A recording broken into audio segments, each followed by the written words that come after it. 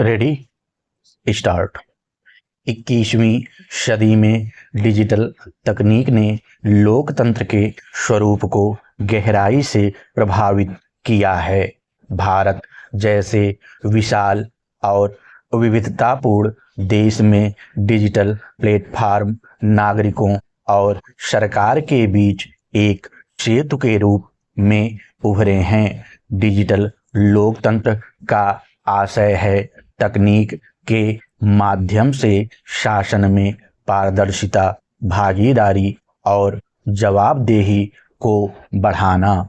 भारत में डिजिटल क्रांति ने शासन को अधिक सुलभ बनाया है।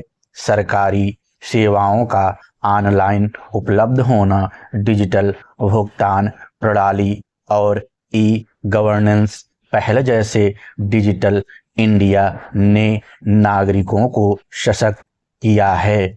आज लोग सोशल मीडिया के माध्यम से अपनी आवाज सीधे सरकार तक पहुंचा सकते हैं।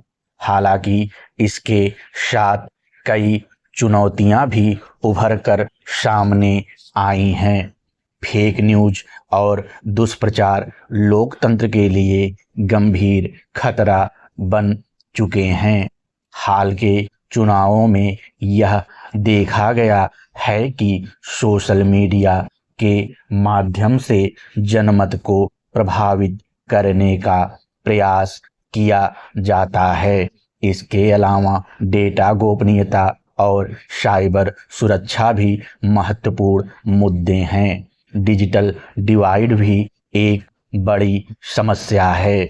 ग्रामीण और शहरी क्षेत्रों के बीच तकनीकी पहुंच में असमानता लोकतांत्रिक भागीदारी को सीमित करती है। यदि सभी नागरिकों को समान डिजिटल अवसर नहीं मिलते तो डिजिटल लोकतंत्र अधूरा रह जाएगा। अंततः डिजिटल लोकतंत्र एक शक्तिशाली उपकरण है, लेकिन इसके प्रभावी उपयोग के लिए मजबूत नीतियां, डिजिटल साक्षरता और जिम्मेदार नागरिकता आवश्यक है।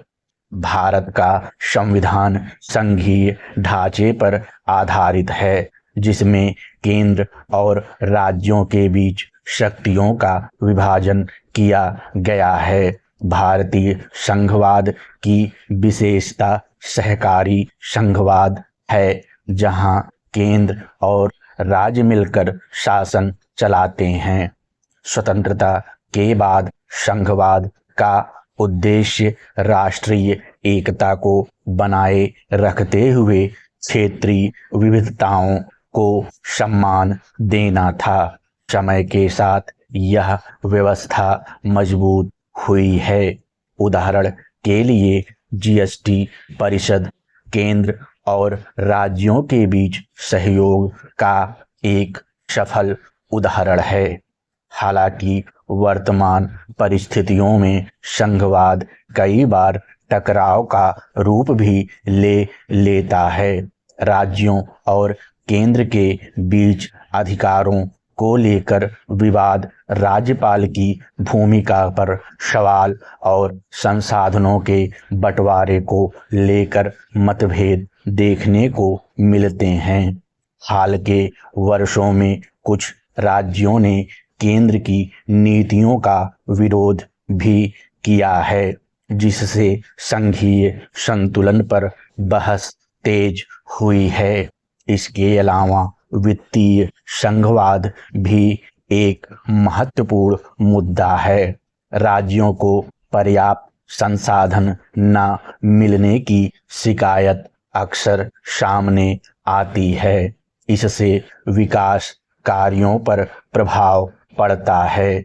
फिर भी भारत का संघवाद लचीला और अनुकूलनीय है।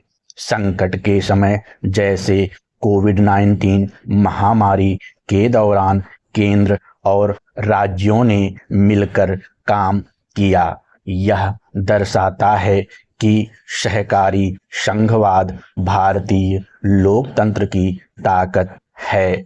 अंततः संघवाद को मजबूत बनाने के लिए संवाद, विश्वास और संवैधानिक मूल्यों का पालन आवश्यक है। समाप्त।